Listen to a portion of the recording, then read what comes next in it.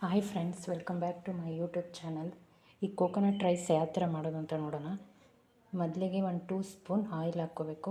Oil ಅಥವಾ ತುಪ್ಪ ಯಾವುದಾದ್ರೂ ಹಾಕ್ಕೋಬೋದು. ನಾನಿಲ್ಲಿ ಆಯಿಲ್ ಹಾಕ್ಕೊಂಡಿದ್ದೀನಿ. ಆಮೇಲೆ ಸ್ವಲ್ಪ ಸಾಸಿವೆ ಹಾಕ್ಕೋಬೇಕು. ಆಮೇಲೆ ಓಲ್ ಸ್ಪೈಸಸ್ ಹಾಕ್ಕೋಬೇಕು. ಪಲಾವ್ ಎಲೆ, ಲವಂಗ, ಚಕ್ಕೆ, ಏಲಕ್ಕಿ, ಅನಾನಸು, 2 ಮೊಗ್ಗು, ಕರಿಬೇವು. ನಾನಿಲ್ಲಿ ಒಂದು 4 ಹಸಿರು ಮೆಣಸಿನ್ಕಾಯಿ ಹಾಕ್ಕೊಂತಿದ್ದೀನಿ. ನಮ್ಮ ಖಾರಕ್ಕೆ ಎಷ್ಟು ಬೇಕಷ್ಟು. ಸ್ವಲ್ಪ ಶುಂಠಿ ಬೆಳ್ಳುಳ್ಳಿ ಪೇಸ್ಟ್ ಹಾಕಿ ಹಸಿ ವಾಸನೆ ಹೋಗೋವರೆಗೂ ಇದು ಮಾಡಬೇಕು.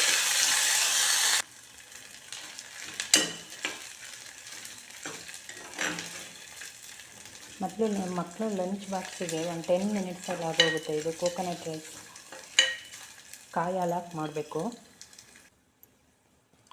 ತೆಂಗಿನ ತುರಿ ಹಾಕಬೇಕು ಒಂದು ಮಿಕ್ಸಿ ಜಾರ್ಗೆ.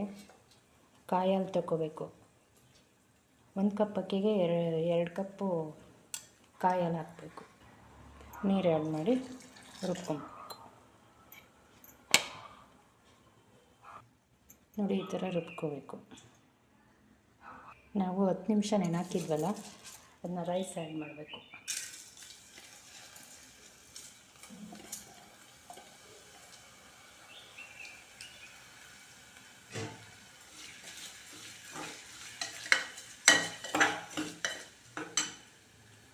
ಹತ್ತು ನಿಮಿಷದಲ್ಲಿ ಆಗೋಗುತ್ತೆ ಫ್ರೆಂಡ್ಸ್. ಇದು ಈರುಳ್ಳಿ ಎಲ್ಲ ಹೆಚ್ಚೋಕ್ಕೆ ಟೈಮ್ ಇರಲ್ಲ ಅಂದಾಗ 10 ನಿಮಿಷಕ್ಕೆ ಇದು ಮಾಡ್ಬೋದು.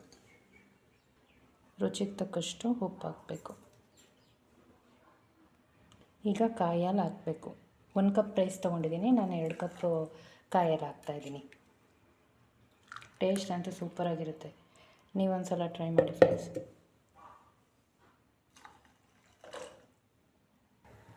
ಒಂದು 2 ವಿಸಲ್ ಬಂದರೆ ಸಾಕು ಫ್ರೆಂಡ್ಸ್. ಕೋಕೋನಟ್ ರೈಸ್ ರೆಡಿ ಆಗುತ್ತೆ.